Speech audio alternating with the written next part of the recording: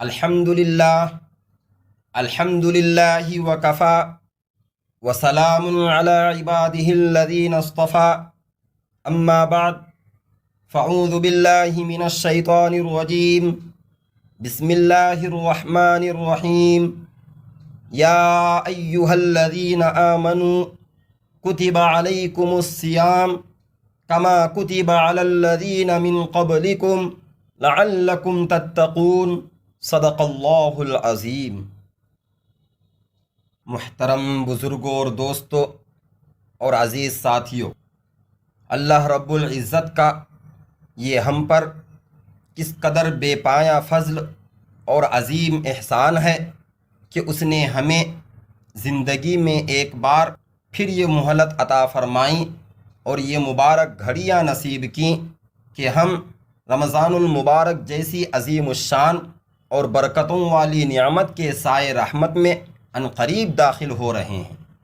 کتنے ہی ایسے چہرے تھے جو گزشتہ برس ہمارے ساتھ تھے مگر وہ آج منو مٹی تلے جا سوئے ہیں،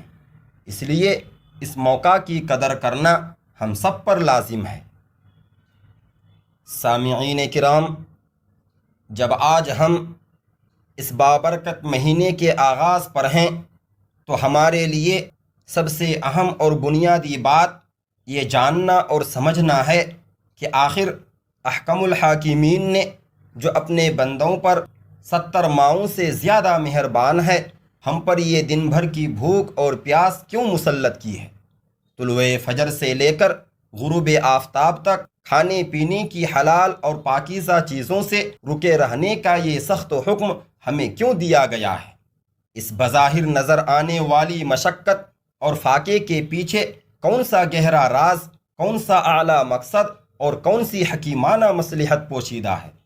یہ سوال اٹھانا اس لیے بھی ضروری ہے کہ جب تک ہم کسی عبادت کی اصل روح، اس کے فلسفے اور اس کے بنیادی مقصد کو نہیں سمجھتے، وہ عبادت ہمارے لیے محض ایک بے جان رسم، ایک پرانی عادت یا صرف کھانے پینے کے اوقات کی تبدیلی بن کر رہ جاتی ہے اور ہم اس کے حقیقی ثمرات سے محروم رہتے ہیں۔ میرے عزیزو، ہمیں یہ یقین رکھنا چاہیے کہ اللہ تبارک و تعالی علیم و حکیم ہے، اس کا کوئی حکم حکمت سے خالی نہیں ہوتا اور وہ اپنے بندوں پر بلا وجہ کوئی بوجھ ڈال کر خوش نہیں ہوتا۔ اگر اس ذات باری تعالی نے ہم پر یہ روزے فرض کیے ہیں تو یقیناً اس کا ایک انتہائی عظیم اور جلیل القدر مقصد ہے، اور وہ مقصد ہمیں کہیں اور تلاش کرنے کی ضرورت نہیں بلکہ خود قرآن کریم نے سورہ بقرہ سورہ نمبر 2 آیت نمبر 183 میں بالکل واضح الفاظ میں بیان کر دیا کہ لعلکم تتقون، یعنی تم پر یہ مشقت اس لیے ڈالی گئی ہے تاکہ تمہارے اندر تقوی کی صفت پیدا ہو جائے اور تم پرہیزگار بن جاؤ۔ اس آیت کریمہ نے یہ بات طے کر دی کہ روزے کا اصل ہدف اور مقصود ہمارا پیٹ خالی رکھنا، ہمیں بھوکا پیاسا مارنا یا ہمارے جسموں کو کمزور کرنا ہرگز نہیں ہے، بلکہ اس کا اصل ہدف ہمارے دلوں کی دنیا کو آباد کرنا ہے، ہمارے من کو اللہ کے خوف، اس کی عظمت، اس کی محبت اور اس کی اطاعت کے جذبے سے لبریز کرنا ہے۔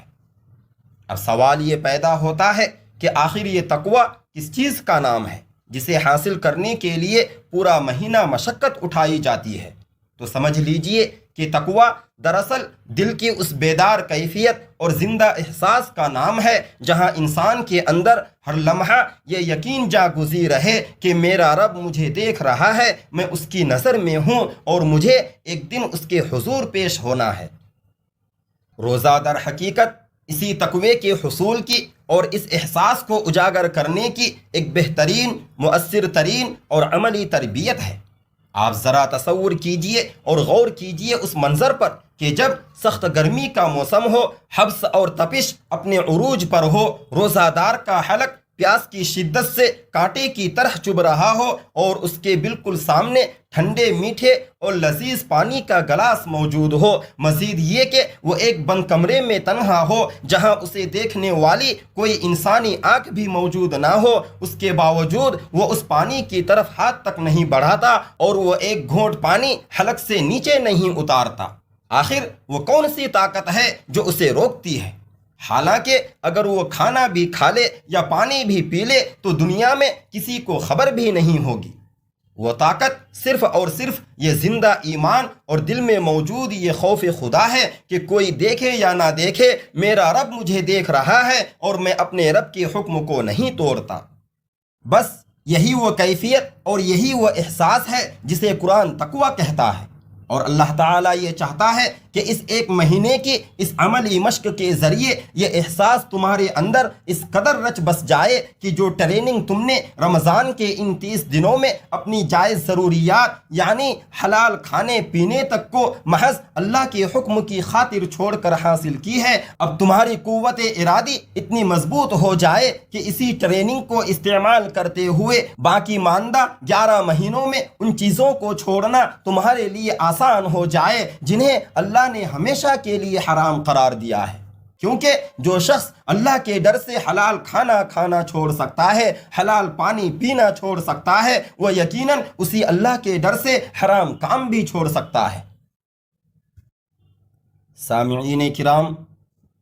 حصول تقویٰ کے اس بنیادی مقصد کو سمجھ لینے کے بعد اگر ہم روزے کے اس پورے نظام پر گہری نظر ڈالیں تو ہمیں اس کی فرضیت میں اللہ رب العزت کی بے شمار حکیمانہ مصلحتیں اور ایسے گہرے راز پوشیدہ نظر آتے ہیں جو ہماری انفرادی اور اجتماعی زندگی میں انقلاب برپا کر سکتے ہیں۔ یہ محض بھوکا رہنے کا حکم نہیں بلکہ یہ ایک مکمل تربیتی کورس ہے جو ہماری ظاہر و باطن کی اصلاح کے لیے بنایا گیا ہے، اور اس کی چند اہم ترین حکمتیں ہماری خصوصی توجہ کی طالب ہیں۔ سب سے پہلی اور بنیادی حکمت تو ہمارے اپنے وجود کے اندر چھپے سب سے بڑے دشمن یعنی ہمارے نفس امارہ کو قابو میں لانا اور اس کا تزکیہ کرنا ہے۔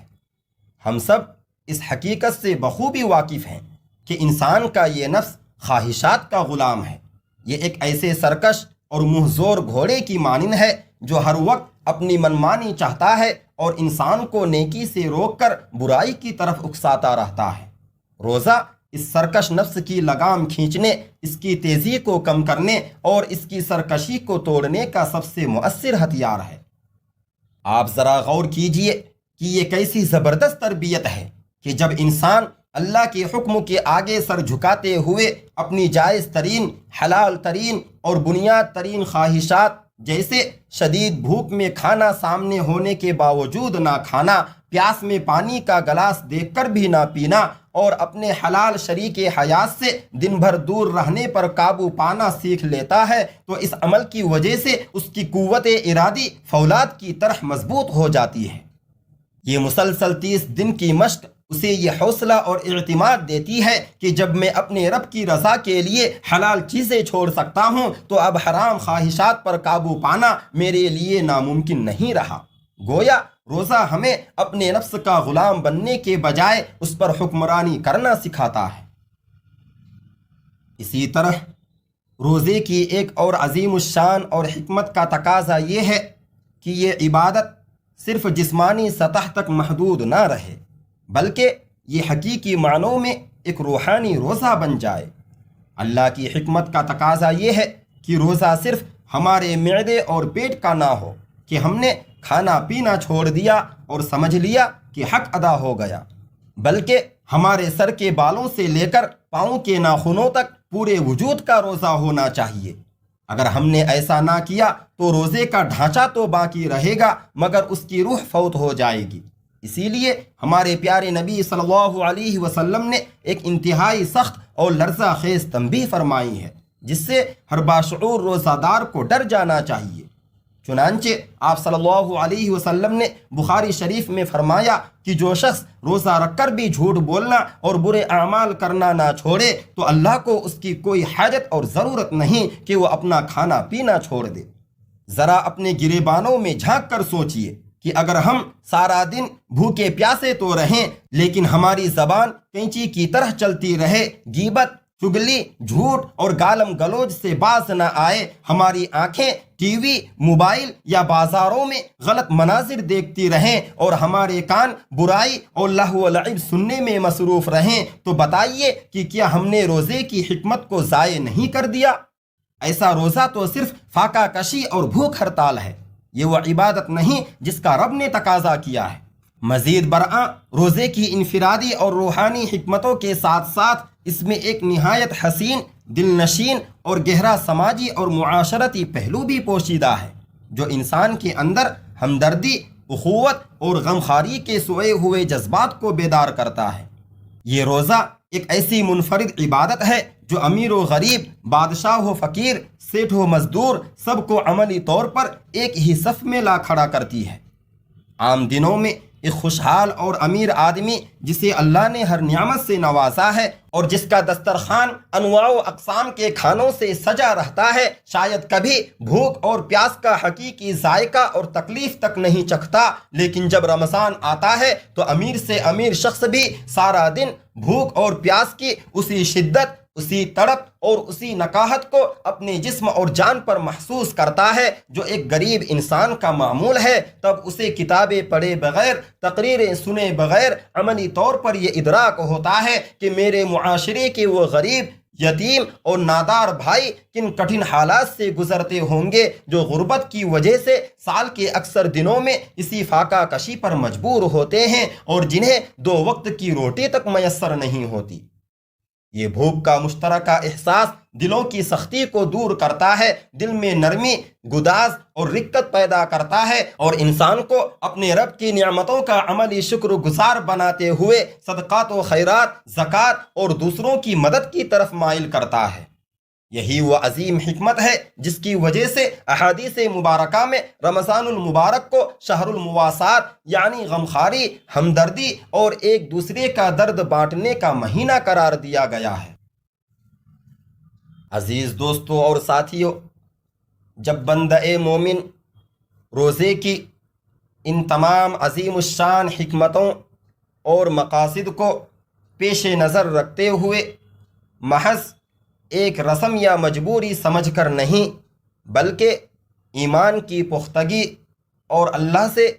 اجر و ثواب کی طلب کی سچی نیت کے ساتھ روزہ رکھتا ہے اور اس کے جملہ آداب اور تقاضوں کا خیال رکھتا ہے، تو پھر اس عمل کے نتیجے میں جو بے شمار دنیاوی اور اخروی فوائد و ثمرات مرتب ہوتے ہیں وہ انسانی عقل و گمان سے ماوراء ہیں۔ ان میں سب سے پہلا اور سب سے بڑا فائدہ تو وہ روحانی پاکیزگی اور گناہوں کی صفائی ہے جس کی روح پرور خوشخبری ہمارے اور آپ کے پیارے نبی جناب محمد الرسول اللہ صلی اللہ علیہ وسلم نے اپنی مبارک زبان سے سنائی ہے۔ چنانچہ صحیحین میں آپ صلی اللہ علیہ وسلم کا فرمان ذیشان ہے، من صام ایمانا و احتسابا غفر له ما تقدم من ذنبہ، یعنی جس شخص نے ایمان کے ساتھ اور ثواب کی نیت سے رمضان کے روزے رکھے تو اس کے پچھلے تمام گناہ معاف کر دیے جاتے ہیں۔ اللہ اکبر! ذرا سوچئے تو صحیح، یہ کتنا بڑا انعام اور کیسا سنہرا موقع ہے۔ ہماری زندگی گناہوں، کوتاہیوں اور نافرمانیوں سے بھری پڑی ہے، ہمارے نامہ اعمال سیاہ ہو چکے ہیں، اور پھر یہ مبارک مہینہ ایک ایسے روحانی غسل کھانے اور ایک ایسے ریفریش بٹن کی صورت میں آتا ہے کہ جس کے ذریعے ہم اپنے ماضی کے گناہوں کے بوجھ کو اتار کر، اپنے دامن کو دھو کر، اپنے نامہ اعمال کو گناہوں کی سیاہی سے بالکل پاک و صاف کر سکتے ہیں اور اپنے رب کے حضور ایسے پیش ہو سکتے ہیں جیسے ابھی پیدا ہوئے ہوں۔ اس عظیم روحانی فائدے کے ساتھ ساتھ روزہ ہماری اخلاقی تربیت اور کردار سازی کا بھی ایک بہترین ذریعہ ہے، اور اس کا سب سے نمایاں اخلاقی فائدہ یہ ہے کہ یہ ہمیں صبر کی اعلیٰ ترین صفت سکھاتا ہے۔ صبر کیا ہے؟ صبر نفس کو کنٹرول کرنے کا نام ہے۔ روزہ دار جب سارا دن اپنے سامنے موجود کھانے پینے کی چیزوں سے رکتا ہے تو یہ بھوک اور پیاس پر صبر کی عملی مشق ہے۔ جب اسے غصہ آتا ہے، کوئی اس سے الجھتا ہے یا کوئی اسے برا بھلا کہتا ہے اور وہ جواب میں یہ کہہ کر خاموش ہو جاتا ہے کہ میں روزے سے ہوں، تو یہ غصے اور اشتعال پر صبر کی بہترین تربیت ہے۔ اس طرح روزہ ہمارے اندر تحمل، برداشت اور ضبط نفس کا مادہ پیدا کرتا ہے، اور ہم جانتے ہیں کہ قرآن کریم سورہ بقرہ سورہ نمبر 2 آیت نمبر 153 میں اللہ تبارک و تعالی نے صبر کرنے والوں کو یہ عظیم بشارت دی ہے کہ ان اللہ مع الصابرین، بے شک اللہ صبر کرنے والوں کے ساتھ ہے۔ گویا روزہ ہمیں اللہ کی معیت اور اس کا قرب نصیب کرتا ہے۔ اس کے علاوہ آخرت میں ملنے والے انعامات کی فہرست میں ایک انتہائی خاص اور منفرد انعام وہ ہے کہ جس کا ذکر حدیث پاک میں آیا ہے۔ چنانچہ بخاری شریف کی ایک روایت میں اللہ کے رسول صلی اللہ علیہ وسلم نے ارشاد فرمایا، فی الجنت ثمانیۃ ابواب منہا باب یسمى الریان لا يدخلہ الا الصائمون، یعنی قیامت کے دن جنت کے 8 دروازے ہوں گے، ان میں سے ایک خاص دروازے کا نام باب الریان یعنی سیراب کرنے والا دروازہ ہوگا۔ اس دروازے کی خصوصیت یہ ہوگی کہ اس سے قیامت کے دن صرف اور صرف روزہ داروں کو پکارا جائے گا، اور صرف وہی لوگ اس سے جنت میں داخل ہوں گے کہ جنہوں نے دنیا میں خلوص دل سے روزوں کا اہتمام کیا ہوگا۔ جب آخری روزہ دار اس سے داخل ہو جائے گا تو یہ دروازہ ہمیشہ کے لیے بند کر دیا جائے گا۔ سبحان اللہ! روزہ داروں کے لیے یہ کیسی خصوصی تکریم اور اعزاز کی بات ہے کہ انہیں جنت میں داخلے کے لیے ایک VIP اور مخصوص راستہ دیا جائے گا جو کسی اور کے حصے میں نہیں آئے گا۔ اور پھر دنیا میں ہی ملنے والے فوری فوائد میں سے ایک اہم فائدہ دعاؤں کی قبولیت کا شرف ہے۔ ہم سارا سال دعائیں مانگتے ہیں اور قبولیت کا انتظار کرتے ہیں، لیکن رمضان ایک ایسا موسم بہار ہے کہ جب اللہ کی رحمتیں بارش کی طرح برستی ہیں۔ حدیث مبارکہ میں ارشاد ہے کہ 3 آدمیوں کی دعا کبھی رد نہیں کی جاتی، اور ان 3 میں سے ایک افطار کے وقت روزہ دار کی دعا ہے۔ وہ لمحہ جب روزہ دار سارا دن بھوک پیاس برداشت کرنے کے بعد کمزوری اور نکاہت کی حالت میں اپنے رب کے حکم پر افطار کے لیے بیٹھتا ہے اور ہاتھ اٹھا کر کچھ مانگتا ہے، تو وہ لمحہ قبولیت کا انتہائی خاص لمحہ ہوتا ہے، جس میں مانگی گئی دعا عرش الہی تک پہنچتی ہے اور رد نہیں کی جاتی۔ میرے محترم بھائیوں اور بزرگوں، یہ بات ہمیں اچھی طرح سمجھ لینی چاہیے کہ رمضان المبارک محض بھوکا پیاسا رہنے کا کوئی سالانہ تہوار نہیں ہے، اور نہ ہی افطار پارٹیوں اور کھانے پینے کے مقابلوں کا موسم ہے، بلکہ یہ ایک سالانہ روحانی ٹریننگ کیمپ ہے۔ یہ ہماری روح کو غذا فراہم کرنے، اس کی بیماریوں کا علاج کرنے اور اسے تر و تازہ کرنے کا موسم ہے۔ اس لیے اس بات کا پختہ عزم کریں کہ اس بار جو رمضان ہماری زندگی میں آیا ہے، ہم اسے پچھلے تمام رمضانوں سے مختلف بنائیں گے۔ ہم فیصلہ کریں کہ اس رمضان میں ہمارا روزہ صرف پیٹ اور معدے تک محدود نہیں رہے گا، بلکہ ہماری زبان کا بھی روزہ ہوگا کہ اس سے کوئی جھوٹ، غیبت، چگلی یا دل دکھانے والی بات نہیں نکلے گی۔ ہماری آنکھوں کا بھی روزہ ہوگا کہ ہم ان سے سوشل میڈیا، ٹی وی یا باہر کوئی بھی ایسا حرام اور فحش منظر نہیں دیکھیں گے جو ہمارے رب کو ناراض کرنے والا ہو۔ ہمارے کانوں کا بھی روزہ ہوگا کہ ہم اس سے برائی نہیں سنیں گے۔ ہم یہ عزم کریں کہ اس مہینے میں اپنے بگڑے ہوئے اخلاق کو سنواریں گے، اپنے معاملات کو درست کریں گے اور تقویٰ کا وہ نور اور کیفیت حاصل کرنے کی سر توڑ کوشش کریں گے جو روزے کا اصل اور بنیادی مقصد ہے، تاکہ جب رمضان ہم سے رخصت ہو تو ہم ایک بدلے ہوئے پاکیزہ اور بہتر انسان بن چکے ہوں۔ اللہ تعالیٰ سے دعا ہے کہ وہ ہم سب کو رمضان المبارک کی ان تمام حقیقی برکات کو سمیٹنے کی توفیق عطا فرمائیں اور ہمیں اس مبارک مہینے کے حقوق اور تقاضوں کو کما حقہ پورا کرنے کی ہمت اور استطاعت دے۔ آمین یا رب العالمین، وآخر دعوانا ان الحمد للہ رب العالمین۔